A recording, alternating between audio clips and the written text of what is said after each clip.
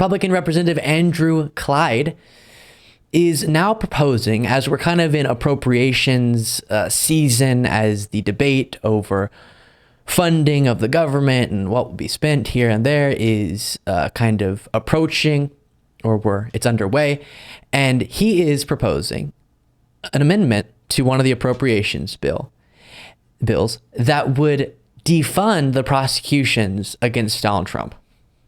Okay, so that's what's going on here. Rather ridiculous.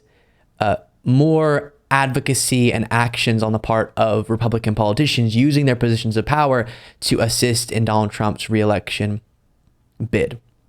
Here from the Hill, House Republican aims to defund Trump prosecutions until 2024 election. Representative Andrew Clyde is proposing 2 amendments to an appropriations bill that would defund the various prosecutions of former President Trump. He's adding to the defense of the former president mounted by Trump allies in the House as they circle the wagons in the face of 4 indictments. I will always reference when we go over these stories that we've been, and by we I mean the left, Democrats, progressives, have been getting accused of weaponizing the federal government against conservatives and weaponizing positions of authority that are held by Democratic lawmakers or institutions led by liberals to go after Trump or go after conservatives more broadly, or MAGA. And then, because of that lie that's being told, it is justified in their minds, or they use that to justify weaponizing their positions of authority to go after the perceived enemies of Trump. In reality, they're just going after people who dare to hold Trump accountable legally, who dare to uphold the law, even when that is opposed to the interests of Donald Trump. Reading a little bit further from this Hill article, Clyde, a member of the House Appropriations Committee, on Monday announced plans for 2 amendments to the Commerce, Justice, Science, and Related Agencies Fiscal 2024 appropriations bill that would prohibit the use of federal funding for the prosecution of any major presidential candidate prior to the upcoming presidential election on November 5th, 2024, according to the press release. Unlikely that will get through, but here is him explaining this during a recent interview, and it's just the audio. We fund or we don't fund. And when we don't fund, then things actually go away, which is why I'm announcing today that I will be introducing in the Commerce, Justice, Science Appropriation Bill an amendment to defund any federal prosecution of a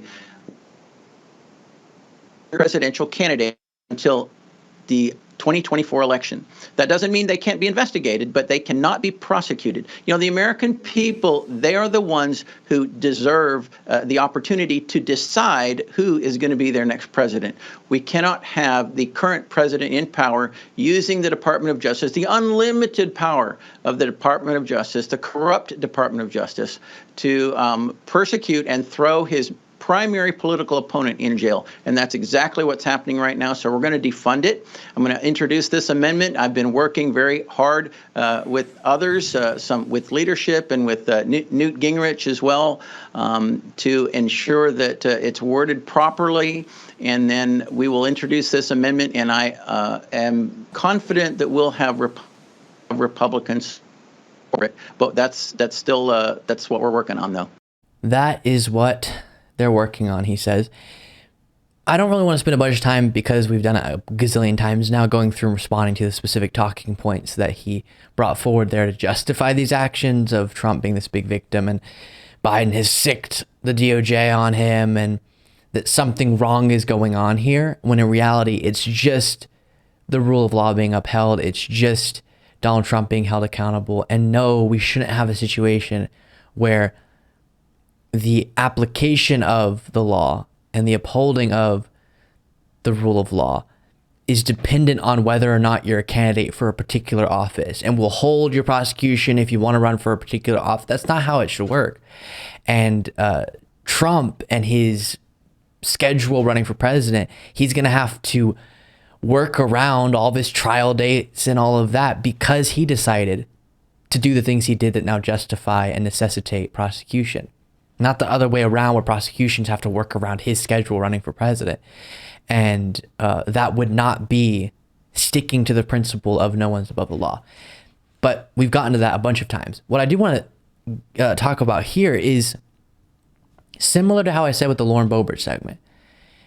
let us not forget just how horrifying it is that we have elected congressmen, congresswomen, in this case, a congressman who swore an oath to the Constitution and is now using the position of authority that he got and had to swear an oath to the Constitution to be in that position, to inappropriately act to defend and work in the interest of Donald Trump. A man who, the person he's working in the interest of, trying to defend, trying to suspend the application of a law in the interest of, he blatantly violated that Constitution and would be perfectly fine just tearing it up. He called for the termination of the Constitution. Trump called for that.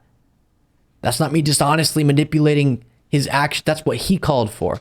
Terminating all rules, regulations, etc., of the Constitution, how he worded it. Because the election was stolen, that's how we're going to have to fix that problem. Of course, lies, lies, lies. But also, when it comes to his actions, separate from him calling for that, his actions tell a story of someone who has no regard for the Constitution and put his own ambition for power and his own fifis, not wanting to feel like he lost to Joe Biden, over that Constitution and the constitutional democratic process that we have laid out.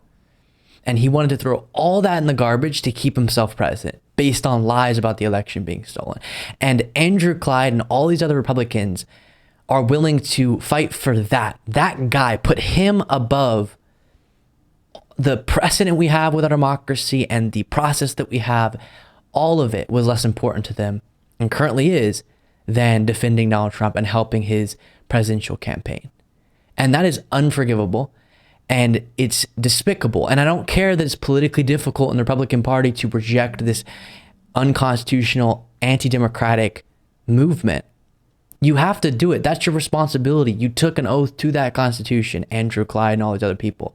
And your priority being defending the guy who violated the Constitution, and if he had his way, would still be president right now despite losing, and would have allowed for a coup to take place in his to get the outcome that he wanted, to keep him in power. It's really wild when you put it into that context. And I think it needs to be put into that context more often so we don't forget, yeah, this is casual to us now. Republicans just saying, oh, Trump's being politically persecuted, blah, blah, blah, blah.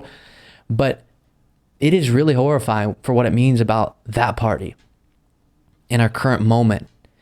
And one of the things that gives me hope is that Trump is being held, it seems, legally accountable, which is, at least despite the current state of the Republican Party and so many broken aspects of our system, is an example of the system working. Thank you so much for watching. If you want to be a part of what makes this show possible, plus get access to the full video version of the show hours before all the clips are able to be uploaded to the YouTube channel, plus get the bonus show on the weekends, you can do so by going to lukebeasleyshow.com/membership. That's lukebeasleyshow.com/membership, and there's a link in the description.